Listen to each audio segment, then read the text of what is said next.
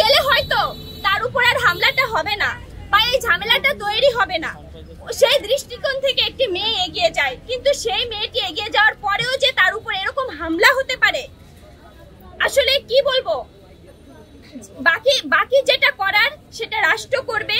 আমরা লালবাগ থানায় একটি অভিযোগ করে এসেছি, আমরা মামলাও করব, তারাও এই বিষয়টি তদন্ত করবে। হ্যাঁ, আমরাও চাই যে এটা তদন্ত করুক, তদন্ত করে যেটা সঠিক যে জিনিসটা সেটা উঠে আসুক।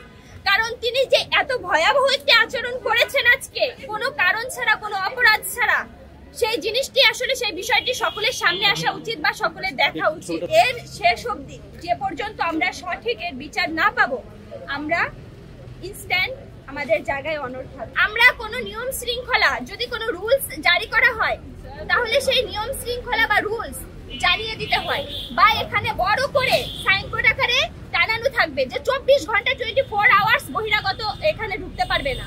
এরকম কোনো নোটিশ আসলে আমরা কেউ সামনে থাকি কিন্তু আমরা জানি না। হ্যাঁ, কলোনিতে যাওয়া নিষিদ্ধ। সেই একজন আমার পাশের বাসায় আমার যাওয়া নিষিদ্ধ, ঝামেলা হয়েছে, গিয়েছি দেখে কি সে আমার উপর হামলা করতে পারে? আমি একজন মেয়ে, আমার উপর হামলা করতে পারে? এটা কোন ধরনের নিয়ম?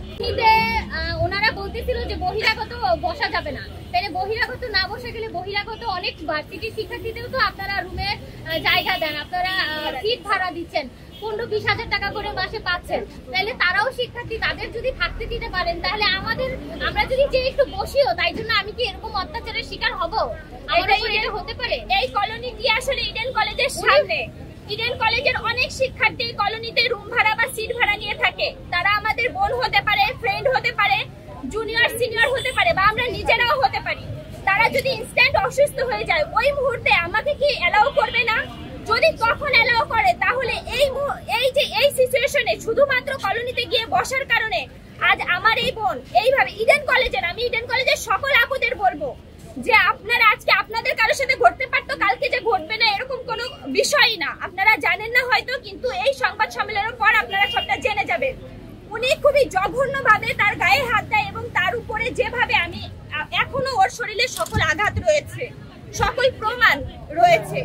আপনারা আসলে আমরা যে পর্যন্ত যেতে হয় আমরা সেই পর্যন্ত যাব।